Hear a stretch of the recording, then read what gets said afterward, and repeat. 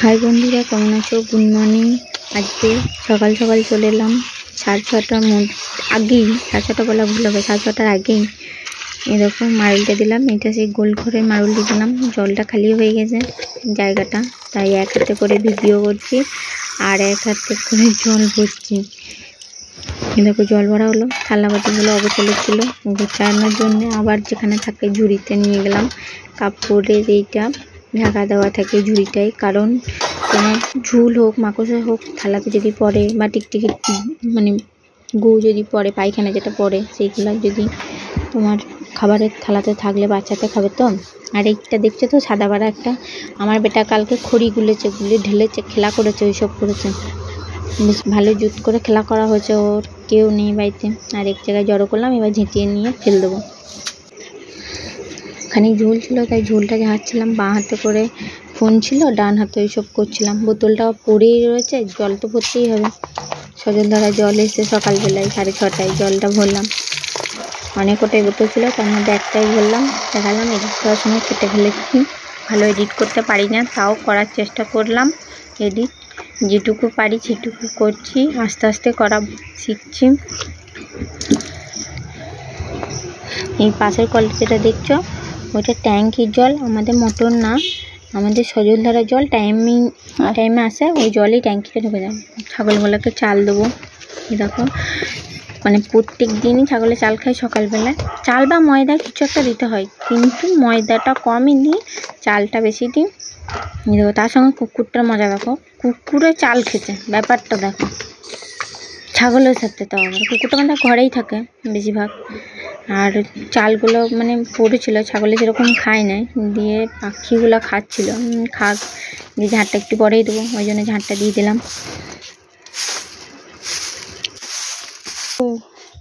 উঠে পড়ো, আমি চলে এসছি। তোর বালিশ পায়ে থাকে, আর ছেলে আবার ওই মুখো হয়ে গেছে। কালকে কি বার? কালকে তো বৃহস্পতিবার, কালকে ছুটি নেই। চলো কাল যাও না, উঠে পড়ো, মুখ ধুবো। প্রত্যেক দিন ব্রাশ নিয়ে সকালবেলা এর সঙ্গে ঝামেলা হবেই, মানে একদম বানি করা আছে। ব্রাশ নিয়ে নিতেই চায় না, ব্রাশ 1 ঘন্টা পর নেবে, তাও দাঁত মাজবে না, ভালো করে মাজাইতে হয়, বহুত কষ্ট চন্দনকে নিয়ে। এ দেখো স্কুল যাবে, স্কুল যাওয়ার জন্য খাওয়ার দাঁত মাজা রেডি হয়ে গেছে, স্কুল চললো। ওদের ড্রেস নাই, এরকমই জামা প্যান্ট, ঘরের জামা প্যান্ট যা থাকে তাই পরেই চলে যায়, কোনো ব্যাপার নেই, পরেই চলে গেল। ভাই নিয়ে যাবে, ভাই সঙ্গে যায় প্রত্যেক দিনই। ভাই হয়ে চন্দন চলে গেল, নিজের নিকাইতে ছিল, ওই জন্য নিকিয়ে নিলাম। প্রত্যেক দিনই চন্দন চলে যাওয়ার পর নিকায়। আর সবথেকে কাজে চন্দনের বিশেষ একটা কাজ আছে, এভাবে রান্নাটা করে নিলাম, কারণ চন্দন 5 বছর বয়স হয়ে গেছে, দিয়ে 5 বছরে ইঞ্জেকশন আছে, ওই জন্য 11টার সময় টাইম দিয়েছে, ওই জন্য তাড়াতাড়ি রান্নাটা করে নিলাম। দিয়ে আমি আর চন্দন যাব, চন্দনকে নিয়ে গেছি। যদি এসে রান্না না করতে পারি, কারণ চন্দন যদি এসে কান্দে বা কিছু করে, চন্দনকে বলি নাই যে ইঞ্জেকশন আছে, মিথ্যা কথা করে ওকে বললাম যে তোরা যে পোলিও আছে, যে পোলিও মানে কি আমি সব বুঝি, তোমরা আমাকে ইঞ্জেকশন দেবে তাই বলছে। আমি বললাম না না কিছু না। নিয়ে দেখো হয়ে গেছে আলু ভাজা, পোস্তটা বানলাম, পোস্ততে পেঁয়াজ ভাজলাম, ভাজবো, দেখো দেখতে পাবে। পোস্ত দেবো, পেঁয়াজ ভাজি, পোস্তটা দেবো, পোস্ততে পেঁয়াজ ভাজবো। কুকারে ভাত হচ্ছে, আজকে আমি সেরকম কিছুই করি নাই, পোস্ততে পেঁয়াজে ভাজলাম, আলু ভাজলাম, আর ডাল হচ্ছে, আর আলু সেদ্ধ হচ্ছে, ব্যাস এইটুকুই, আর কিছু করি নাই। রান্নার মধ্যে এইটুকুই করলাম, কারণ 11টার মধ্যে আমাকে তো ওখানে যেতে হবে, আর আমাদের সাব সেন্টার অনেকটা দূর যেতে হয়, কারণ বাড়ির কাছে না, বাস স্ট্যান্ড, আর আমাদের বাড়ি থেকে বাস স্ট্যান্ড অনেকটা দূর।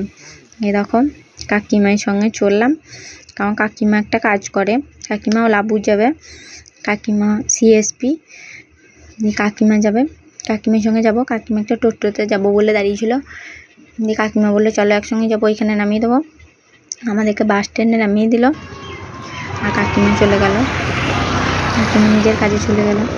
এবার সাব সেন্টার ভিতরে তখন ঢুকলাম, এবার ভেতরে ঢুকবো, এবার ভেতরে ঢুকলাম, যাক দিচ্ছিল না, যেই হয়ে গেছে। এরপর এই বাচ্চাটাকে দেওয়ার পরে চন্দনকে দেবে। এবার রাতের বেলায় মাছ। এই দেখো চন্দনকে পড়াইছি, চন্দনের অবস্থা দেখো, পা ছড়িয়ে বসেছে। আর আমি দেখো ময়দা মাখছি।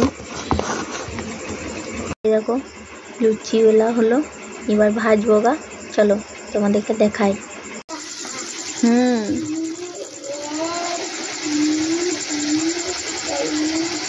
লঙ্কা ভেজে দিচ্ছি।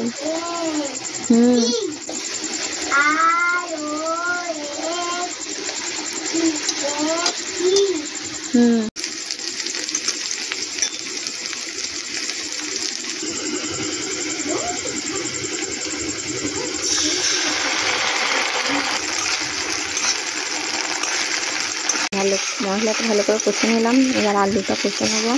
দিয়ে জল এরকম জল দিয়ে দিলাম, জল দিয়ে দিয়েছি। এবার হয়ে গেলেই নামিয়ে দেবো। টাটাই বন্ধুরা, বাই বাই, ভালো থেকো। আজকার মতো ব্লগটা এখানেই শেষ করলাম। কালকে আবার নতুন ব্লগটা দেখতে পাবে। গুড নাইট বন্ধুরা, টাটা।